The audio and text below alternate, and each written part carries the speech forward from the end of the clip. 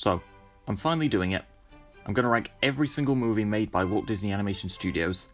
I have a lot of problems with the Disney Corporation, but I am willing to acknowledge that they have made some pretty good movies, and I thought it fitting to rank the movies from probably their most famous studio. So this is simply the movies from Walt Disney Animation Studios, and doesn't include any animated films from outside this studio, such as Pixar or Disney Toon. While this studio can put out the odd stinker, they've also made a variety of great movies, through both 2D and 3D animation. Many of their movies have become iconic, and for good reasons.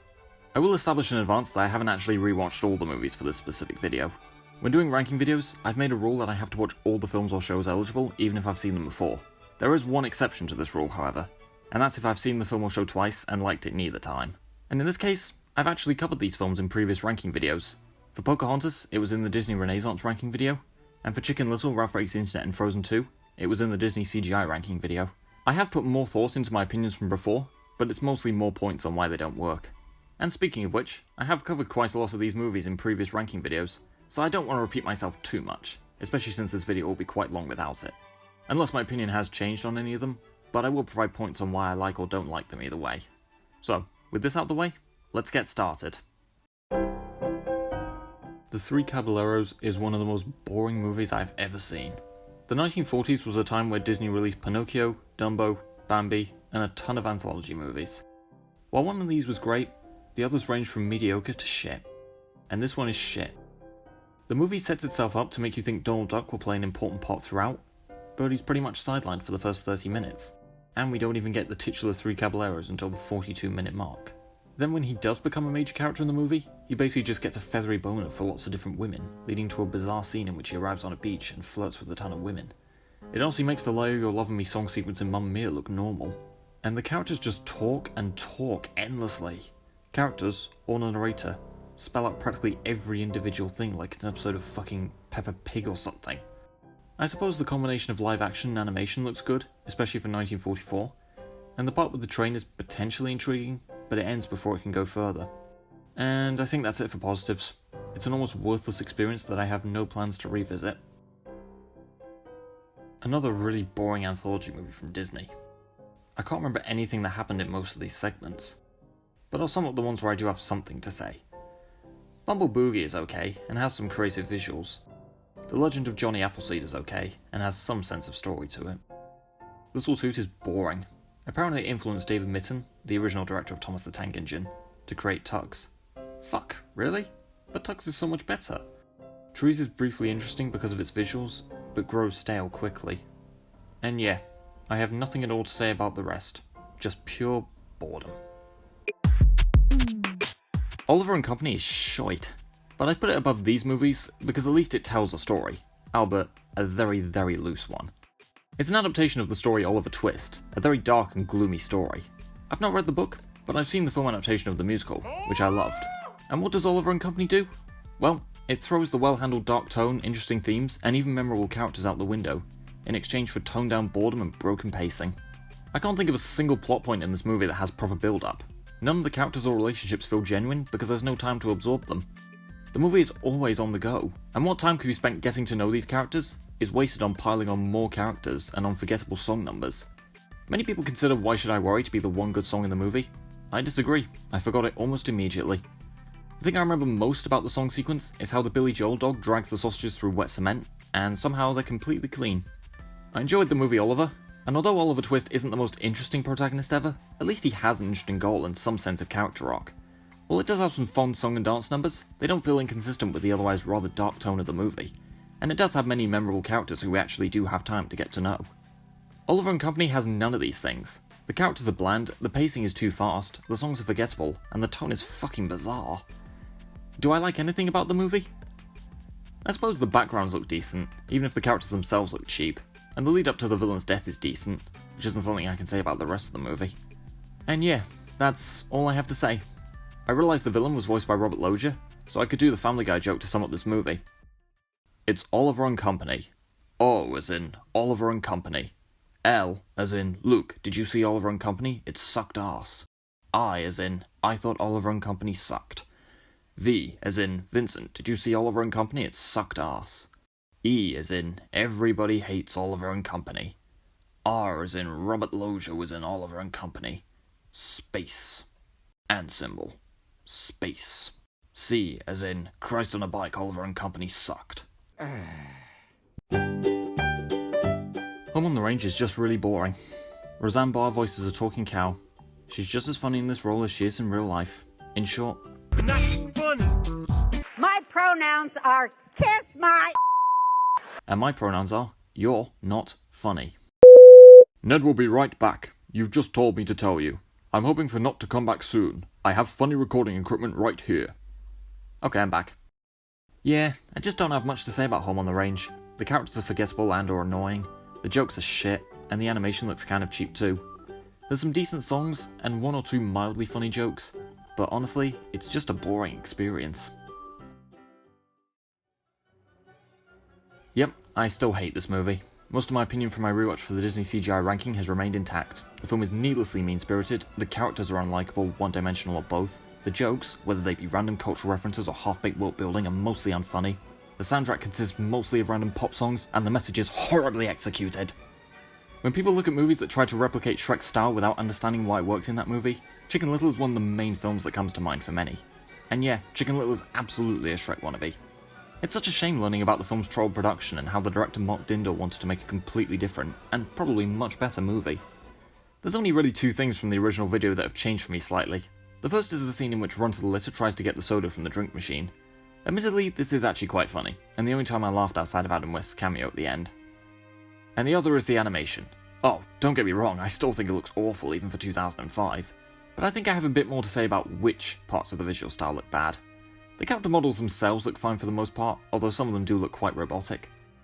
But the colour palette and the backgrounds are the part that make the film look unappealing. And I say again, this film came out 10 years after Toy Story and had almost 5 times that movie's budget, so there is no excuse for it to look this ugly. So yeah, I hate this movie. I hated it as a teen, and I hated it when I revisited it for the Disney CGI ranking video, and I have serious doubt I'll ever watch it again. But it's not at the bottom of the list, because unlike these movies, at least I felt something watching it. The Black Cauldron is so fucking boring. Despite some amazing visuals, I did not give a shit about the story. And the main character is an annoying twat, with Grant Bardsley delivering the lines like cardboard. Gogi is also an annoying twat, and when he sacrificed himself, I hoped he'd stay dead. But no, he had to be brought back. It's a boring story combined with 2 annoying twats who I could not stand. I was debating whether or not to put it above Chicken Little, but I ultimately decided to by a slight smidge because it has much better visuals. But ultimately, fuck this annoying snooze fest of a film. I was honestly too nice to Dinosaur in my Disney computer animated ranking video. While the first 8 minutes are pretty awesome, the boredom of most of the rest of the movie makes it hard to call passable.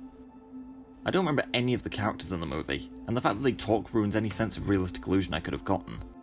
I'm also kind of on the fence about whether the CGI is good for the time, especially since Jurassic Park has aged better, and the bare resemblance of plot is just so boring and predictable that I don't care. I considered putting this below these movies, but I can't really bring myself to, because the best parts of the movie are pretty great. These being the first 8 minutes, with some pretty great cinematography, a majestic score, and most especially, no dialogue. And, well, James Newton Howard's majestic score, which is strong throughout. I prefer to just listen to the soundtrack on its own, so I can sit perfectly still and appreciate the music. But, in spite of these good aspects, Dinosaur is mostly just a boring, predictable movie. Wish, the latest film from the studio. And it's one of the Disney movies. Something a lot of people have mentioned is how strange the art style is, and if you thought that Strange World reference was forced, don't worry, I'll get to this film's forced references. The film's art style has been frequently compared to Spider-Verse, and yeah, it definitely seems like it copied that film's style, but without understanding why it worked in that film. Spider-Verse films were comic book films, so a unique blend of 2D and 3D animation worked in that film's favour, balancing out the art style of comic books with cinematic eye candy. And while Puss in Boots: The Last Wish almost definitely took inspiration from those films, it used it for the purpose of stylized action scenes. Wish uses this art style throughout the film, and in the case of this film, it looks unfinished. Personally, I think continuing with their usual 3D style would have been the better decision. If it ain't broke, don't fix it. And on to the story. I can't say I remember much about it, to be honest, though it definitely came off as a Shrek wannabe, even if it was a step up from Chicken Little. The film also has homages to many Disney films, and they feel simply like fan service. If I want a great homage to Disney's past works, I'll watch Once Upon a Studio. That's all I have to say at the moment, and I can't say I'm big on the songs either. Raya and the Last Dragon is boring. The visuals look amazing, and the music is often quite good, but I just found the story really boring. I don't remember much about the characters, apart from Sisu, who just annoyed me. I put it above Dinosaur because its visuals are more likely to stand the test of time, and there's more sense of story to it, but that's honestly the best I can say about it overall. I legitimately wanted Edgar Bergen to smash those ventriloquist dummies. Fun and Fancy Free is another bad anthology movie. This one has two segments, one completely boring, the other could be decent, if not for those annoying dummies interrupting repeatedly. Bongo. Visually stunning, but void of interesting storytelling. Basically just a bland rip-off of Bambi, and to some extent Dumbo. Mickey and the Beanstalk. To be fair, I have a little more to say about this one. I thought it was just going to be Jack and the Beanstalk with Mickey Mouse thrown in, but it has some merit to it. I liked how the giant was built up as a huge threat, but he's actually an idiot, who also manages to be a legitimate threat. They struck an almost perfect balance there, it's funny. Otherwise, there's not really much to it. And oh my god, those fucking ventriloquist dummies! Ah! You could have had a decent segment, Disney, but you just had to throw in those obnoxious fucking dummies! Ah! So, it's mostly just a boring and sometimes annoying experience, but it was entertaining occasionally. Again, most of my opinion from before still stands. It's a boring and very misguided take on racism that questionably tries to both sides the issue of colonialism. The romance between Pocahontas and John Smith, even ignoring how questionable it is from a historical context, is not interesting at all. I just don't have much more to say about the film that I haven't said before. The animation, the instrumental score, and the songs just around the riverbend and Colours of the Wind are great. But otherwise, it's mostly a boring and distasteful movie that takes a lot of artistic license with the true story, and not in a tasteful or intriguing way. This movie sucks, and while it may not be as bad as Pocahontas or Chicken Little, it is more insulting, as it takes great characters and butchers them, with Ralph and Vanellope's relationship coming off more as a weird, needy, clingy friendship than the father-daughter or older brother-younger sister vibe from the first movie. It's also crawling with plot holes, product placement, poor attempts at comedy and emotional depth, and bad morals about internet popularity. And it's still on the list of movies I'm considering doing a full analysis video on to go more into the problems it has. The stuff with the Disney princesses is still funny, the Sorcerer song is good, and visually it still looks pretty good. And while I think I have said in the past that Pocahontas was better, I take that back upon further thought, because at least this movie is interesting. Despite it being terrible and insulting, it's definitely not boring, which is more than I can say for this bland piece of shit. But for the most part, this movie sucks, and I have no plans to revisit it. But luckily I do remember the movie very well, and this will give me material for when or if I get round to doing an in-depth video on how it wrecked, pun intended, a good franchise. Another one of the not-so-good anthology movies.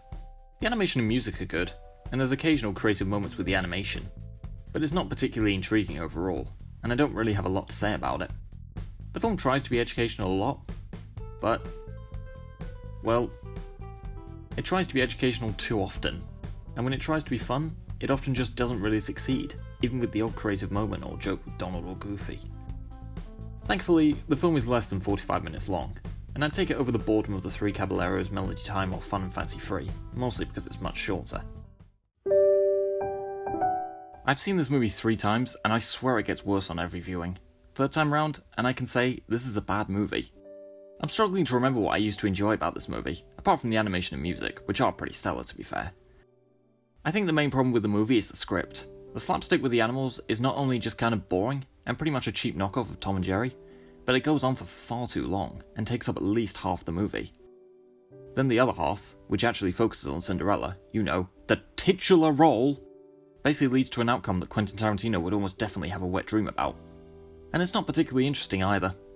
Cinderella and the Prince are both bland characters, and the latter is just a plot device. They spend so much time together at the ball, but he somehow doesn't learn her name before midnight. Also, if the slipper was a perfect fit, how did it slip off?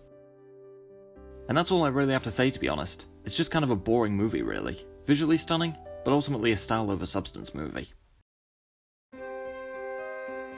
Lady and the Tramp had enjoyable moments, and yet, by the time it finished, I remembered very little about it. Mostly the spaghetti scene, and the scene with the horribly stereotypical Siamese cats, who never appear again afterwards. The story just kind of feels aimless, and while I can commend Disney for not doing the love at first sight trope, the romance between the titular characters is not that interesting. She gets angry at him when discovering he's had multiple girlfriends before, but then it's resolved in the next scene. I'm not gonna lie, these kinds of cliches, whether they be the misunderstanding, the lie revealed, or the argument, are very hard to do well. Because if you have them reconcile in the next scene, it feels pointless. And if you have them go off before realising they were idiots and reconciling, it brings the film to a grinding halt, because you know it's going to happen. And thus, no tension is created from it. So, it's pointless either way. These cliches can be done well, but most times, they just aren't, and this film is unfortunately no exception. And the pacing is really off. The movie feels very slow for the most part. Oh shit! A rat! Only to then throw a lot into its last 10 minutes. I don't have much else to say. I'd say the animation was good, but at this point in writing out my thoughts, that's just kind of a predictable plus, even though it is one here. Pretty forgettable overall. The Sword and the Stone has a fun climax, and yet, just like Lady and the Tramp, the story feels kind of aimless. It seems from the beginning that it's about Arthur's journey to become king, but then it's just educational hijinks with Merlin, and then at the end, it's back to Arthur's journey to becoming king. You'd think that Merlin's education would help Arthur become the rightful king, but at the end, King Arthur realises he may not be cut out to be king, only for Merlin to appear and say he'll help him get there. So what was the point in all of that then? Are the educational hijinks fun? Not really. The fight between Merlin and Mim at the end is fun, but that's about it. You'd think Arthur might join the fight and get character development in learning what it would take for him to become king, but he doesn't. Don't have much more to say really, just kind of boring for the most part. Boy, this movie has not held up as I've gotten older. Alice in Wonderland is visually stunning, and there's a lot of really creative moments with the animation, but it's a style over substance movie. Kind of like Lady and the Tramp and the Sword and the Stone, the story is just kind of aimless, and while it has fun moments, a lot of the characters just feel unimportant and forgettable. The Queen of Hearts is the best character in the movie, and the last 15 minutes are quite entertaining, but she only appears in the last 15 minutes. She's the main antagonist of the movie, but she doesn't really pose much of a threat throughout the film. And what follows on from an admittedly rather fun maze chase is... Alice wakes up. The entire movie was just a dream, and not even one where Alice becomes a changed person as a result. So it was just kind of pointless really, and also not entertaining enough to forgive such a cop-out. A lot of people hate Tim Burton's Alice in Wonderland, and I can understand not liking it as much as I do, but it does tell a coherent story, and it gives Alice an interesting character arc, the Red Queen has presence throughout the movie, and it doesn't just turn out to be a dream at the end. Don't really have much more to say about this Alice in Wonderland though, a failure for me overall. Frozen 2 is an ambitious failure, but still a failure. Everything I said in my Disney CGI ranking video still stands, and I'm still working on my analysis video on why the movie's troll production really shows through in the movie. I can watch movies with a troll production but still consider them good, but if the troll production shows through in the film, like with Frozen 2, that's not a good sign. I know a lot of people who like Frozen 2, and I can understand why, and if you like the film, that's absolutely fine, but I just couldn't get into it. The story is full of plot holes, most of the characters are flanderized, the tone is a mess, and the ending is such a cop-out. There are things about the movie I hate, particularly Olaf, but I don't hate the movie as a whole. And if given more time to make, it could have been a good sequel, or even an Elsa spin-off, which I think would have been the better choice. Make Mine Music is... okay. Most of the segments are just kind of forgettable, but there are 3 good ones. All the Cats Join In features creative animation, even if it doesn't feel very cinematic. Two Silhouettes is visually stunning, and one I can actually imagine in Fantasia. Johnny Fedora and Alice Bluebonnet is probably the weakest of these 3, but still quite wholesome, and at times creative with the animation. And the rest are just kind of forgettable to be honest. It's possible, but not much more. And the last anthology movie of the 1940s makes its appearance, The Adventures of Ichabod and Mr. Toad. And, well, it's the best of the 6 consecutive anthology movies, but it's just okay overall. The Wind in the Willows segment is decent, and has some fun action. It's also interesting to see how much animation the Jungle Book recycled from this one. I'm guessing it's because animation is expensive and hard to do. The Sleepy Hollow segment is just kind of boring to be honest. There's some creative animation, especially with the Headless Horseman, but I legitimately forgot what the segment was about after I'd finished it. So it's... okay. But to say it's the best of the consecutive anthology movies isn't saying much, because they don't set the bar particularly high. Their first anthology film, however, we'll get to that masterpiece later. Never been particularly big on the Aristocats. Aristocats? Aristocrats? Oh wait, very different movie. It's okay, but not much more. I can understand why people like it, and it's mostly harmless, other than the obvious. Yikes. But it didn't do much for me. The songs are pretty forgettable, and the characters aren't much to write home about. There's some fun action scenes, particularly the final one, but as I said earlier, there's not much to write home about overall. As with my first viewing, just kind of meh. All my pros and cons from the Disney Renaissance rankings still stand, though I will add the music as another pro. Don't have much more to say beyond what's already been said, so moving on. I'm not a fan of Brother Bear. The animation looks great, and the beginning and ending are decent, but the middle section of the movie is just dull, with some rather forgettable and annoying characters, which is kind of sad when Rick Moranis is the voice of one of them. Phil Collins comes back to do the songs, and the use of songs has a similar problem to Tarzan, but to an even worse extent, with the quality of the songs going on a downward spiral. Once again, we have Coda singing the start of On My Way, only to then cut to Phil Collins singing. Then we get Welcome, which is a laughably whimsical song about a bear tribe. Then, most insultingly, it leads to a rather promising moment in which Kenai realises he killed Coda's mother, and eventually confesses the truth. But you have the overly dramatic No Way Out playing over it, which ruins the tension. Why do Disney keep on having the characters sing what they say, only to then have Phil Collins interrupt? And in this case, unlike Tarzan, I don't think any of Collins' songs are particularly strong this time. Visually stunning, but void of interesting story, characters, or songs. It's kind of about a man. Oh man! Oh God! Oh man! Oh God! Oh man! Oh God! Oh man! Oh God! Oh man! Oh God! Strange World is a mixed bag. Jaeger is entertaining at times, the animation looks great, and having a queer main character is a step in the right direction for Disney. But it's not particularly noteworthy otherwise. The movie flopped at the box office, and I'm wondering if there's a specific reason for it. Is it because Disney refused to censor the LGBTQ+ references for release in other countries, which I absolutely support? Or did Disney not market it properly because it had a queer main character in it? But looking at the movie without its marketing, yeah, it's pretty mid-tier overall. First time I watched this movie was back in 2021, so I could join my friend Sophie in ranking the Disney princesses. At the time, I considered the movie decent, but Princess Aurora to be a bland protagonist. Aurora bored me. Alice, am I right? Rewatching it for this ranking video, she's still a bland protagonist, and the movie is a little worse overall. The visuals and music are great, Maleficent is a good villain, and the fairy godmothers are quite funny, including this hilariously savage exchange. It looks awful. That's because it's on you, dear. But they're not the focus of the movie. The focus of the movie is the bland Aurora and the bland Prince Philip, who, although he has more character than the princes in Snow White or Cinderella, is still not that interesting to me. The climax of the film, while visually striking, just feels like it's built on conveniences, in which Prince Philip either narrowly escapes one of Maleficent's traps, or something is resolved with the magic of the godmothers. And I don't have much more to say really. I rewatched Bolt for this ranking video, hoping I would change my opinion from the Disney CGI ranking and appreciate it as a good movie, but it became worse on this viewing. I still think the plot rings too similar to The Truman Show and Bolt's character arc to Buzz Lightyear in Toy Story, except that the logic behind the rules of the TV program make less sense than those of The Truman Show. They say they can't reshoot because it will ruin the illusion for Bolt, and in turn ruin the illusion for the viewer, but are you really telling me there's never been an electrical fault, or an actor making a mistake, or even a blackout?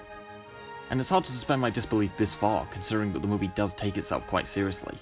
Previously I did say I liked John Travolta as Bolt, but this time around, while he isn't terrible, I just don't think his voice fits the character.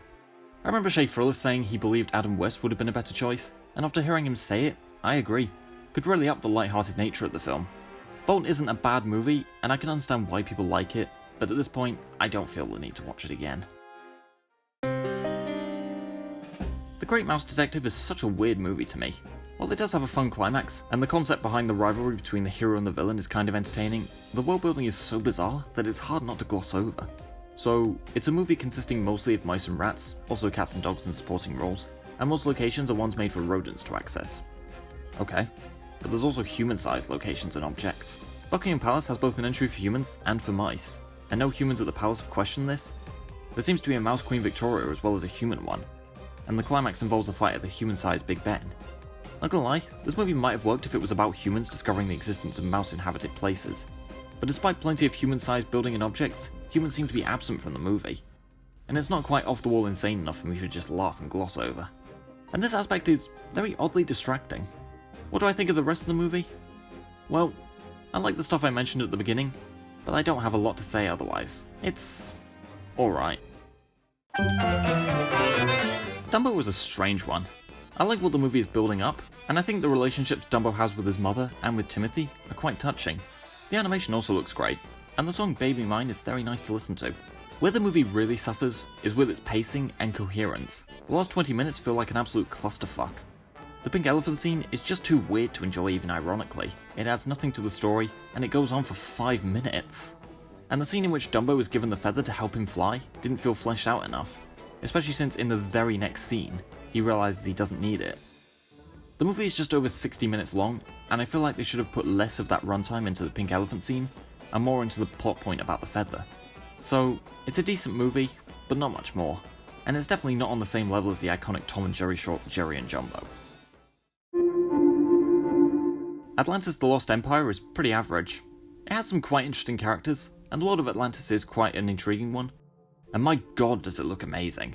But all this is brought down by a predictable story and bland villain, and that's a shame, because if these things were fixed, this could be a good movie overall. Not bad, but far from Disney's best.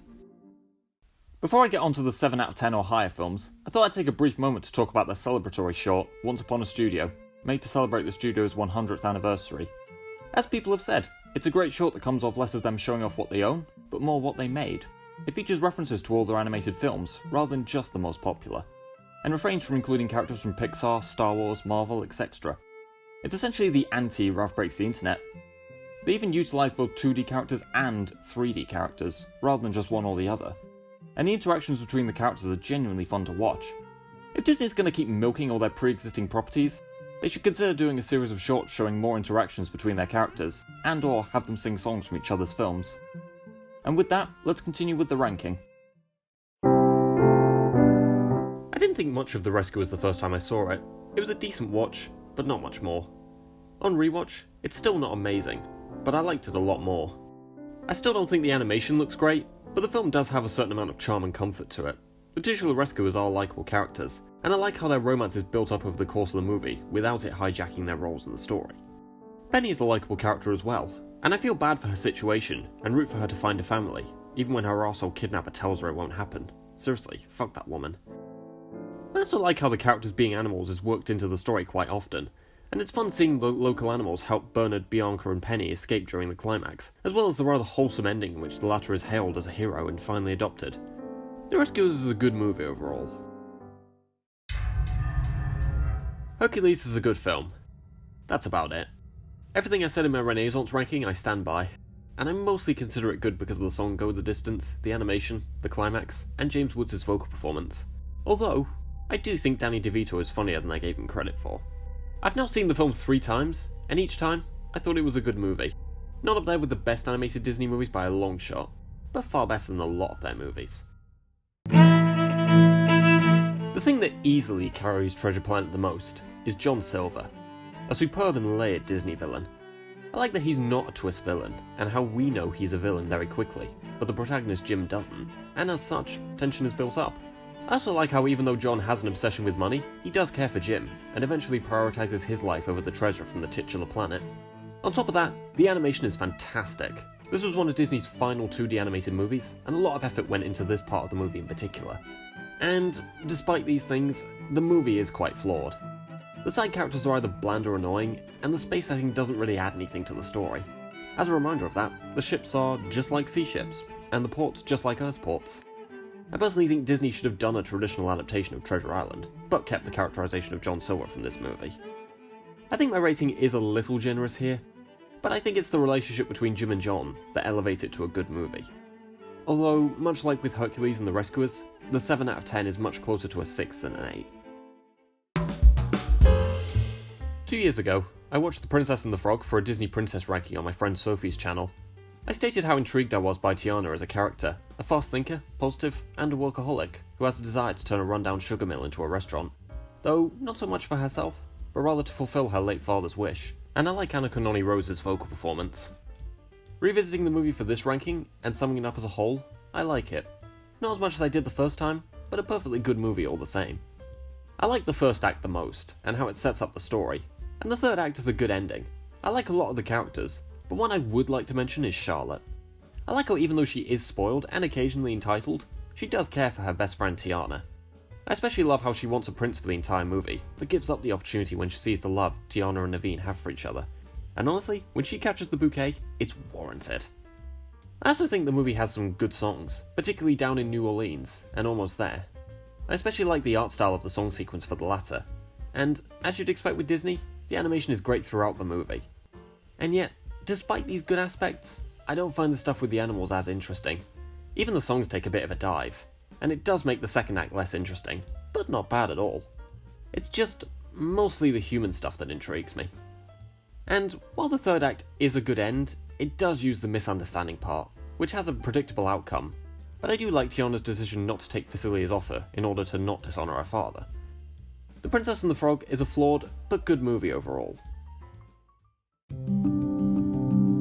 Bambi is a good movie. That's about it. It's visually appealing, with very intriguing and naturistic backgrounds, and a lot of the characters are likeable. But I can't help but feel that some parts feel rushed, the death of Bambi's mum being an example. It's one of the most famous, maybe infamous, moments in the film, but it's hard to get emotionally invested because it feels too rushed. The film really whiplashes from this really dark and sad moment to just abruptly becoming cheerful and upbeat again, and I don't think the death of Bambi's mum is ever even brought up again in the film. With that said though, I think the hunter never being shown adds to his eeriness as a villain, which not only shows that villains in society can come from anywhere at any time, but also presents a well-executed message to us about the importance of nature. Bambi is nothing amazing, but it is a good movie overall. The first 2 times I watched Tangled, I didn't think much of it, but I never actively disliked it, meaning I was willing to go with third time lucky optimism in finally appreciating it as a good movie. And it paid off. The third act still really frustrates me. They throw in all the cliches, then Eugene dies and Rapunzel is able to use magic tears to save him. How? Rapunzel clearly stated that if her hair was cut, it would lose its magic. I've heard some people say the magic is stored within her and the hair makes it easier to get to, but in that case, why can't she grow the hair back out again? It wouldn't even be a burden anymore now that Gothel was dead. But despite this, I like the first 2 acts a lot more.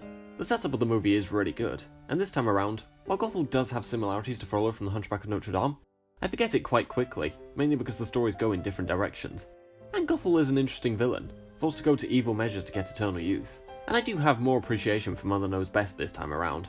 The characters are also quite entertaining. Rapunzel and Eugene have funny and intriguing chemistry, and Maximus has a lot of humorous moments as well. And I still love the I See the Light song sequence, though I do have to question why Rapunzel's hair doesn't light up when she and Eugene sing to each other. I can now say that I do appreciate Tangled as a flawed, but overall good movie. Upon rewatch, Tarzan is actually quite good. A lot of my problems from before still stand, including Rosie O'Donnell's vocal performance as Turk, as well as the predictable twist villain, and I'm still not big on all of Phil Collins' songs, though some are better than I gave credit for previously. A lot of the emotional beats do hit harder in this one, especially the relationship between Tarzan and Carla, which is very poignant. And I do also like the romance between Tarzan and Jane. And while the twist villain is predictable, his death scene is welcomely brutal. Back when Disney didn't build up dark moments just to chicken out at the last second. And while a lot of these things are good, the way the songs are used feels unbalanced. I remember Shea Frillis mentioning this in his video, but it's especially jarring to hear Carla sing the first verse of You'll Be in My Heart, only to then go to Colin singing it. Having Carla sing the whole song, followed by a later reprise when accepting Tarzan's decision to leave, would have been so emotionally powerful. You could say the songs were the inner thoughts of the characters, but these shifts make that implication more unclear. There's also a random song number sung by Turk and the others when they wreck the human possessions. Either commit to the characters singing, or don't. Beauty and the Beast and the Lion King also have non-diegetic songs, but it's made clear that these are the inner thoughts of the characters. They even have both male and female singers to represent that. And when they do become diegetic, it's to show the side characters discussing the situation. I also don't like the relationship between Tarzan and Kerchak, and the scene where they make peace on the latter's deathbed feels so forced. I get that Kerchak is reluctant about adopting Tarzan, but then why have such a shoehorned reconciliation at the end? With all this said, Tarzan is still a good move overall, and if I redid the Disney Renaissance ranking, which I won't need to thanks to this video, I'd put it as the new number 7. I'm really not a dog person, yet I still enjoyed 101 Dalmatians. As well as having a superb villain in Cruella de Vil and a funny henchman Jasper and Horace, it also has a lot of intriguing characters all around. I like the owners, I like the housemaid, I like Pongo and Perdita, and I like all the animals who help them when they escape Cruella and her henchmen. With that said, the puppies themselves are not particularly interesting. This kind of thing wouldn't bother me because, well, there's 99 of them. I wouldn't expect them all to have distinct personalities. But it's the fact that they try to give one of the puppies the personality trait that he's fat and always hungry, and that's all they really do with him. This kind of reminds me of how most of the others are not that distinct or unique. But this isn't a major problem. With fun chase scenes, likeable characters, and superb villains, and an interesting art style, 101 Dalmatians is fun and wholesome for all ages. I never thought much of Robin Hood as a kid, but revisiting it as an adult, I do like it a bit more. I usually tend to dislike when films and shows take a pre-existing story or concept and make all the characters animals or inanimate objects, usually because it feels like a cover-up for a lack of originality, and or because it creates a ton of plot holes. Robin Hood is an exception to this though. It feels like a fresh take on the story. The characters being animals is incorporated into small aspects of the story, even if not major, and it doesn't create any plot holes. It also doesn't take itself too seriously, relying almost solely on a light tone, unlike say Shark Tale or Chicken Little, which take themselves too seriously and also feature frequent bizarre world building that creates a ton of plot holes. As such, Robin Hood stands out as its own unique telling that actually does bring new things. I like the heroes, and the villains are also quite entertaining to watch. With that said, I do wish Maid Marian had a bit more screen time, maybe some to build up the romance between her and Robin Hood more. But it's not an unbelievable romance. And while Little John is likeable, he just feels like a clone of Baloo. Same species, almost the same design, and of course, same voice actor. I suppose another minor criticism I have of the film is the pacing can be a little slow at times. Mostly at the end, where Robin tries to trick the villains into thinking he's dead. At first, I was under the impression that him playing dead was being played obviously, but they dwell on it slightly too long, and I got the impression that they genuinely wanted to make you think he was actually dead. But again, this is a minor criticism. While nothing mind-blowing, Robin Hood is a good movie. The Jungle Book is one of the Disney films I watched the most as a kid. I think partly because my brother loved it. As such, I do have pretty strong memories of this movie. But I'm not going to let nostalgia blind me on this one. With that said, and despite the film's infamy for recycled animation, along with some of its animation being recycled, The Jungle Book is a good movie. One of my favourite parts of the movie is the music. The instrumental scores are nice to listen to, and come about at the right times, whether it be the more calming music to show the aesthetic of the jungle, or the more intense music during chase scenes. The songs also slap, particularly Bare Necessities and I Wanna Be Like You. I do, mostly, like the direction the story takes as well. Every character has some kind of role in the outcome of the story. With that said, I do feel like Car's second scene in the film is unimportant, and it plays out the same way his first scene did, except that there, it was necessary to boost Mowgli's mindset that he could look out for himself. Here, it doesn't really add anything, even if Car's song is decent. I also do wish more characters got to be active in the climax. Bagheera enlists the help of Colonel Hattie to help Mowgli, which, ironically, alerts an eavesdropping Shere Khan to Mowgli's existence. But then Hattie never appears again, and the only character who comes to the rescue in the climax is Baloo, as well as the Beatles-esque vultures who were already there anyway. With that said, I do like the friendship between Mowgli and Baloo. It's quite touching, and it manages to avoid crossing the line of becoming weird and clingy, unlike some things. And their argument doesn't feel forced or overly emotional, and I like that the movie can focus on other plot points between Mowgli running off and Baloo coming to his aid in the climax. The Jungle Book is a flawed, but intriguing movie. Fantasia 2000 is definitely ambitious, and that ambition pays off, even if it doesn't live up to the original by a long shot. There are still some pretty great segments in this movie, the Pines of Rome and Firebird Suite segments being the best of all of them. They're visually stunning, and would have fit the tone of the original film perfectly. Symphony No. 5 is a simple but striking introduction, and Piano Concerto No. 2 has an interesting combination of animation styles. And there's The Sorcerer's Apprentice, which is pretty much the same as it was in the original, so my notes of praise about it being visually stunning with an interesting story really go to that movie. Then you have the other segments, and they're not bad, but they just don't fit the tone, or the cinematic atmosphere the Fantasia films go for. They just feel too cartoony. Maybe as short films, especially on TV, they'd work better. And I'm really not a fan of the celebrity cameos. Not because of the celebrities themselves, just the annoying material they're given. But in spite of this, Fantasia 2000 is a good movie overall. Peter Pan is actually quite fun to watch. While certain aspects of the movie have aged dreadfully, mostly the infamous portrayal of Indians, there's still a lot to enjoy. The animation, as usual for Disney, looks great. The music is also really good, and suits the atmosphere of the movie. Captain Hook and Mr. Smee are great villains, and the crocodile trying to eat Hook gives a lot of good laughs. I especially love the scene in which Smee tries to give Hook a shave, but accidentally shaves a seagull's arse instead. But, unlike the film that preceded it, the adventure Wendy goes on actually means something. Not only is the adventure real, but she comes back from it accepting that she'll grow up. And Peter Pan has a good character arc of being immature and stubborn about the idea of Wendy leaving, to then accepting her desire to return, and taking her, John and Michael home safely. And overall, it's just a fun experience. Nothing amazing, but a 7 out of 10 is practically a miracle after sitting through 8 consecutive mediocre to outright awful Disney movies. I too like Big Hero 6 more on the third viewing than I did on the second, but I still can't quite figure out why I loved it so much on my first viewing. I do love Baymax, he's hilarious and wholesome. I like the relationship between Hero and his brother, the way the film touches on themes of grief and family loss, and the arc Hero has regarding it. And yet, the movie does have flaws, particularly in its third act. The twist villain, while having understandable motivations, could have had more screen time. Perhaps maybe an establishment of his villainy in the second act.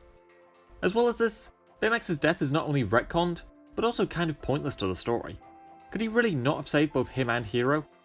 But in spite of this, Big Hero 6 remains a good movie. The Many Adventures of Winnie the Pooh isn't quite as good as I remember, but it's still quite a calming and charming experience, with a variety of intriguing characters. The film takes the pre-existing Winnie the Pooh short films and puts them all into a feature film. The stories have a certain charm to them, and I like how some of the characters do have interesting arcs, including Tigger realising that not all times are good for bouncing, and Pooh's final scene involving him accepting that Christopher Robin can't be around as often, but nonetheless fulfilling a quite poignant promise to him at the end. The Many Adventures of Winnie the Pooh is an enjoyable and charming movie for all ages. Pinocchio is a pretty good movie. While it's not mind-blowing, it is quite an interesting experience, especially given how dark the movie is, and seeing Pinocchio smoke. Believe me, you would not get away with the latter today. While I do think adult protagonists can serve as great role models to kids, I also think a child protagonist can serve that role, and I think Pinocchio works as a protagonist, as he's someone kids watching will identify with, and as he learns to be brave, truthful and selfless, and earns his reward at the end for it, kids can learn the benefits of these traits alongside him. It also has some enjoyable songs, particularly When You Wish Upon a Star and I've Got No Strings, and the animation is very nice to look at, despite this movie's strange obsession with bottoms, and one that they kept in that god-awful remake. Although it doesn't live up to what would come later, or even the movie that preceded it, Pinocchio is still a fun and charming movie. Snow White and the Seven Dwarfs, the first animated feature film ever made, but not the best one. In the lyrics to We Didn't Start the Pictures, I described Snow White and the Seven Dwarfs as a groundbreaking winner, and I stand by the fact that it's a winner in the field of how groundbreaking it is. The film was the first of its kind, and opened the gates for hundreds of animated films, some of which are among my favourite films. The fact that it's the first of its kind doesn't make it the best one, however. Snow White is a pretty bland protagonist, and the prince is just a plot device. The evil queen is a pretty decent villain, although her drinking the ugly potion instead of forcing Snow White to drink it is quite a strange idea. With that said, I like the film a bit more than I remember. The side characters are actually quite interesting. I like how Disney gave the dwarfs unique personalities.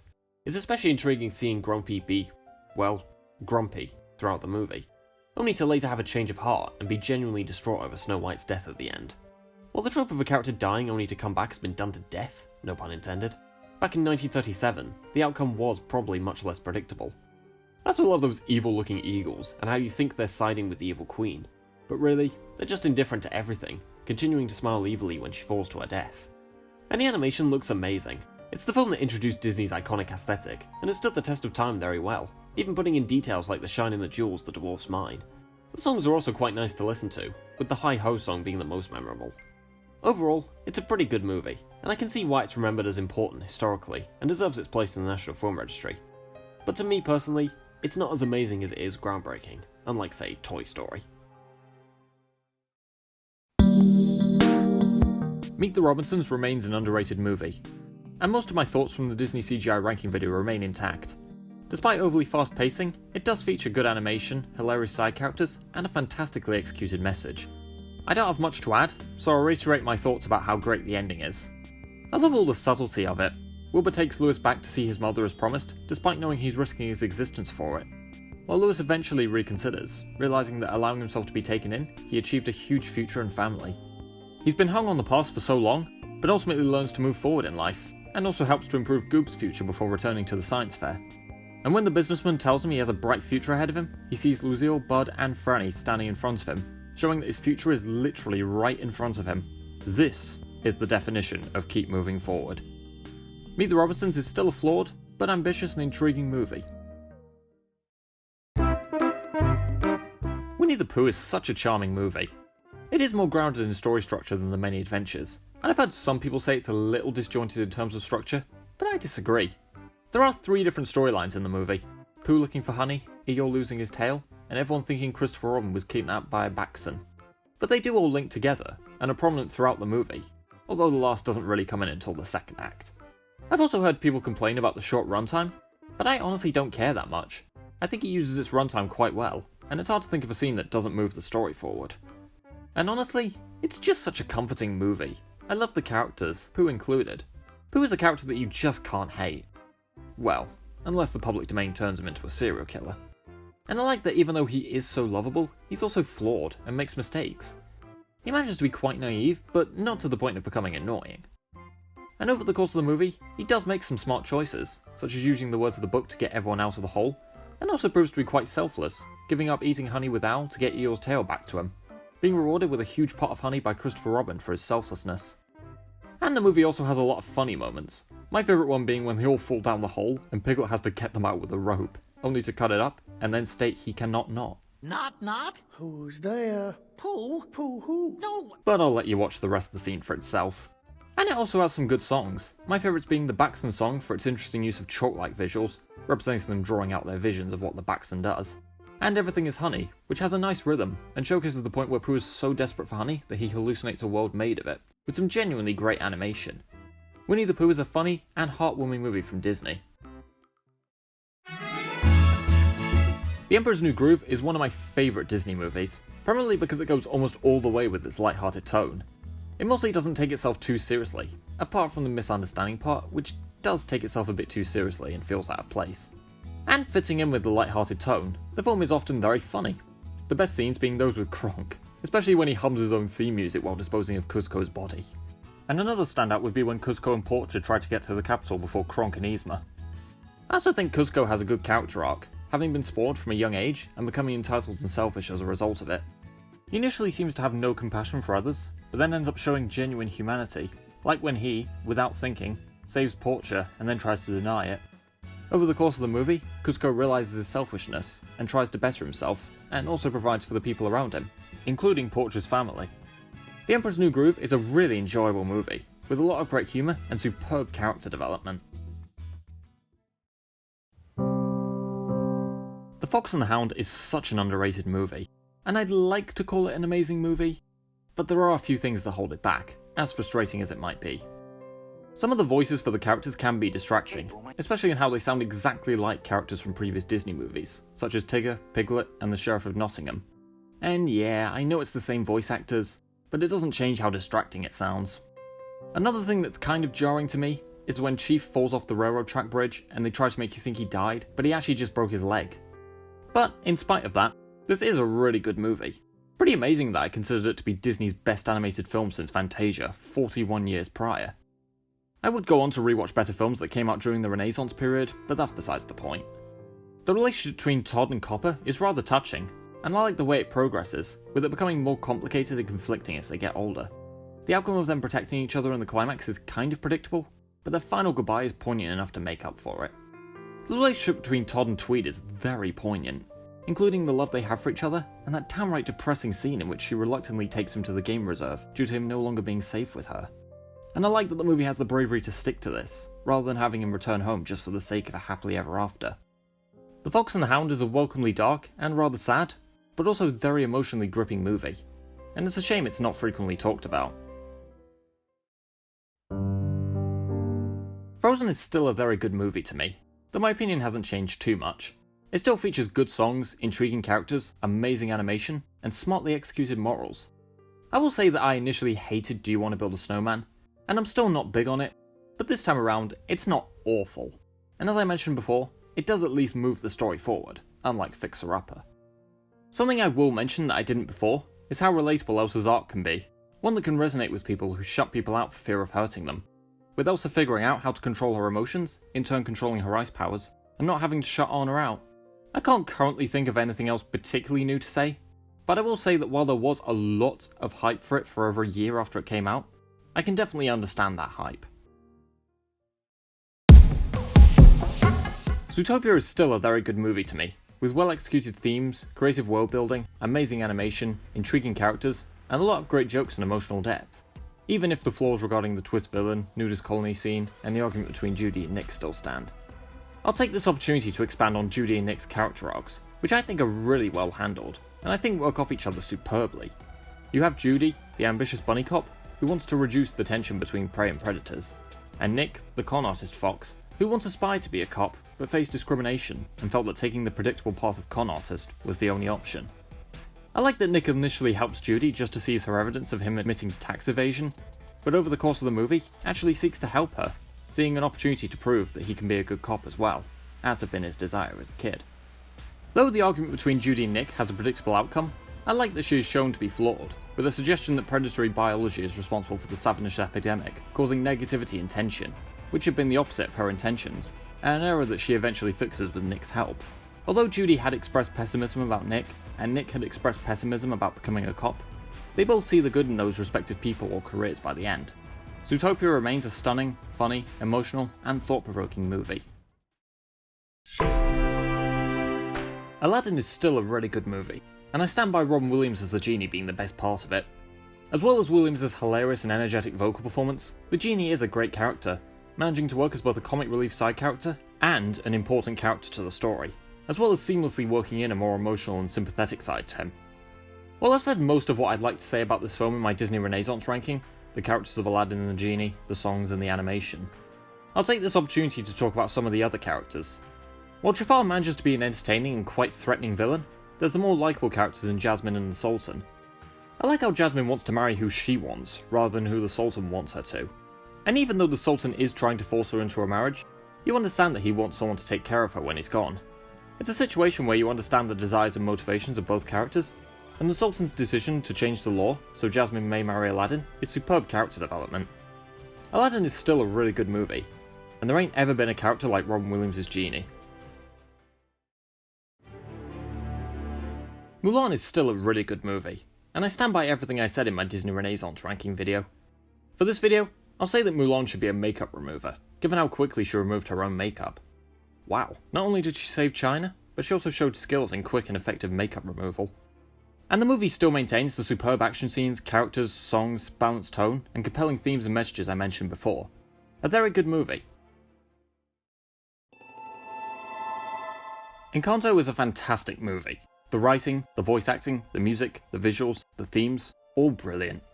I find Mirabel an intriguing protagonist, one who, although disappointed in not having a power like the rest of her family, is still determined to keep the magic of her family and their house alive, and, literally, trying to fix the cracks in her family. I also like her grandmother Alma, and her desire to preserve the family magic, but ultimately coming to take responsibility for not exercising restraint in doing so. And the songs are mostly fantastic. They're mostly memorable, they move the story forward, and the aesthetic is so stunning and creative. Encanto may well have the most aesthetically creative and pleasing song numbers of any Disney movie. Encanto is a fantastic movie, and one of my favourite animated Disney movies. My thoughts on Moana haven't changed much, but it remains a fantastic film from Disney, with stunning animation, amazing music, and memorable characters. For this video, I'll go more into the arcs of the two main characters, Moana and Maui. Moana is a great protagonist, and I like how even though she is ambitious, she doesn't always know what to do or where to go, and frequently makes mistakes that she overcomes over the course of the movie. And I like how Maui had wanted acceptance that his parents had never given him, turning to moral measures to keep it up, but eventually overcomes the trauma and helps Moana fulfill her goal. They have superb goals and superb arcs. Moana remains one of my favourite animated Disney movies. I still love Wreck-It Ralph, though I think as I've seen it so many times and put together thoughts, some even before the two viewings for this and the Disney CGI ranking videos, it's hard to think what to say that I haven't already said. It still maintains creativity, intriguing world building, likeable and relatable protagonists with superb character arcs, subtle anti-discrimination message, great humour, creative art style, and genuine poignancy, all of which I mentioned before. So, what can I add for this? I smell burning. Oh ye gods! The arcade is ruined! Shouldn't have plugged so many games into the surge, Mr. Litwalk. I'm joking. There are things about the world building that don't quite add up, but they're infrequent and far and wide, so it doesn't matter too much. The Little Mermaid is still fantastic. The animation, the characters, the music, the story, it's all brilliant. I don't really have much more to bring up that I didn't already mention in my Disney Renaissance ranking video, although I will add to my praise of the songs by saying I like the rhythm of the song Kiss the Girl and the way the scene is built up. But besides what I brought up here and in my Disney Renaissance ranking video, it's still a fantastic movie to me, and it's understandable why it kickstarted the Disney Renaissance. Most of what I said about The Hunchback of Notre Dame in my Renaissance ranking video still stands, although there is a much fatter margin between this film and The Lion King this time around. But I think rewatching The Lion King and The Hunchback of Notre Dame back to back has made me realise why the latter's tone feels so inconsistent. And it's because the dark moments in Hunchback go so hard. Not that I'm complaining, I'm glad there's a Disney film that would go that hard. And the light moments are so overly cartoony. That's why the tonal shifts are so jarring. The Lion King does go pretty hard in a lot of scenes too, and has comic relief as well, but it's not overly cartoony, especially when it does journey into more serious territory, and when they put jokes in between, they feel more natural, because they don't go too hard with the cartoony nature. As such, The Lion King can maintain a balanced tone in a way The Hunchback of Notre Dame couldn't. I said in my Renaissance ranking video that the gargoyles had some purpose to the story, though I'm not entirely sure about that. They only really take down the guards in the climax, something that Quasimodo also does. I don't find the gargoyles that annoying, but I do hate how they give Quasi false hope about winning Esmeralda, only for him to witness her kissing Phoebus. Gargoyles, you sadistic pricks, how could you? But my god, is the film amazing otherwise. It still maintains the compelling themes, fantastic music, and memorable characters that I've mentioned before. If not for the messy tone, it might be in the top 2 at least, but as is, it's a worthy number 5 spot. Fantasia might be the most timeless movie ever made. It takes a very promising concept of applying animation to classical pieces of music, and really delivers on that idea.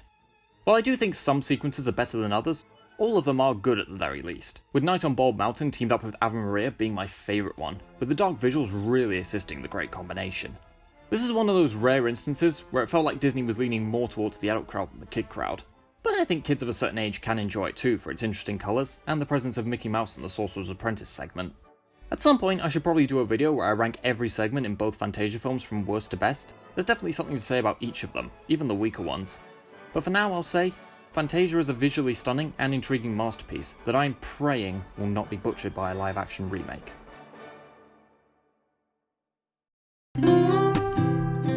Lilo and Stitch has honestly gotten better with age. I liked it as a kid, revisiting it as an adult, it's amazing.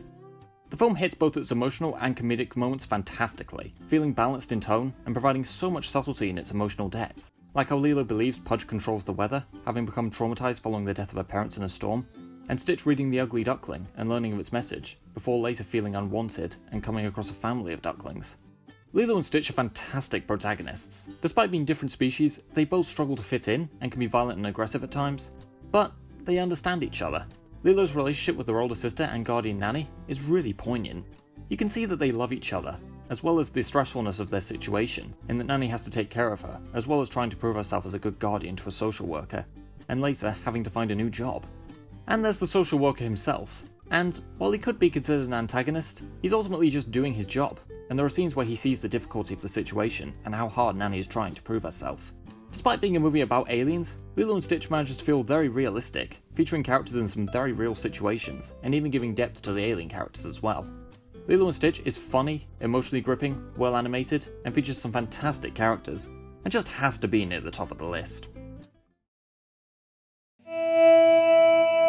As mentioned in my Renaissance ranking, The Lion King, while not the best Disney animated movie, is the biggest and grandest. The animation, the music, the voice acting, the tension, it's all fantastic. There is something I want to call more attention to. I didn't talk about this much in the Renaissance ranking, but I will here, and that's the story, which is really well done. Simba has a superb character arc over the course of the movie, going from trying to shape up to be a great king, to fleeing with guilt upon being gaslit into believing he killed his dad, to realizing he can't change the past, but needs to confront and learn from it to save his friends and family, to finally taking his position as the king of Pride Rock. And Hans Zimmer's music showcases this to some extent, particularly through the triumphant music when Simba runs back to Pride Rock, and when he climbs to the top of the mountain, showing how far he's come. I like how Scar and the hyenas, while all villains, have different motivations. Scar is selfish and greedy, and will do anything to keep his position as king, even when others suffer. While the hyenas merely want good food sources, so much that they'll turn to evil measures to get it. And to some extent, they both achieve their goal at some point. Scar kills Mufasa and sends Simba away and becomes king, which was his goal. And the hyenas, upon realizing his betrayal of them, eat him alive. I'm not entirely sure what happened to the hyenas, but there's a chance they burned in the fire, considering they don't reappear after that. So if that happened, you could say Scar and the hyenas both achieved their different goals, but ended up losing their lives in the process. But ultimately, The Lion King teaches several great morals, primarily in how only certain situations call for people to be brave, rather than actively looking for danger. But also how you should learn from your past instead of running from it. And yeah, everything I said in my Renaissance rankings still stands. Though, admittedly, while I still hate the cover of Can You Feel the Love Tonight that plays in the movie, the cover during the credits by Elton John isn't that bad, to be fair. The Lion King remains a fantastic film, but there is one better animated movie from Disney. Yep, Beauty and the Beast is still phenomenal. Despite all the Stockholm schmockholm people would like to claim, it's one of my all-time favourite movies, and my favourite animated Disney movie. And it's gotten even better on my most recent viewing. While I covered it in my Disney Renaissance ranking video, I don't want to just gloss over it. I'd like to take the opportunity to shine light on even more notes of praise, maybe even elaborate further on some of my old points, and also say that upon rewatching both this and The Silence of the Lambs, Beauty and the Beast should have won Best Picture. Something I will mention that I didn't before was Belle's relationship with her father Maurice, which, like the majority of the movie, I really like. While the town sees both of them as odd, the two support each other's interests, and when Belle takes Maurice's place as the Beast's prisoner, he frequently objects to it and then tries to get help setting her free afterwards. This should have been Disney's tweet about family being there for you, instead of this laughable misfire. A nitpick I have with the film that I should have mentioned before is how the Beast's singing voice sounds incredibly different to his speaking voice. But it's only for one verse, so it's only a minor problem. I mentioned how great the songs were in the Renaissance ranking, and I want to talk here about how great the instrumental scores are. They're absolutely majestic, and they fit every scene. The combination of eeriness and sadness to the opening theme, the build-up in the music as Belle enters the West Wing, the tension-filled music as she tries to fight the wolves, and the highly emotional music at the end when the Beast dies, only to come back as the prince, and the two get married. One you may have missed, which may be exclusive to the special edition version which I watched, is the theme at the end of the credits. Like all the other instrumental themes, it's beautiful to listen to, and the tribute to Howard Ashman is so poignant. And I'd like to second it. Thank you, Howard, for giving a mermaid her voice and a beast his soul. Your music brought pleasure to millions, and we will be forever grateful.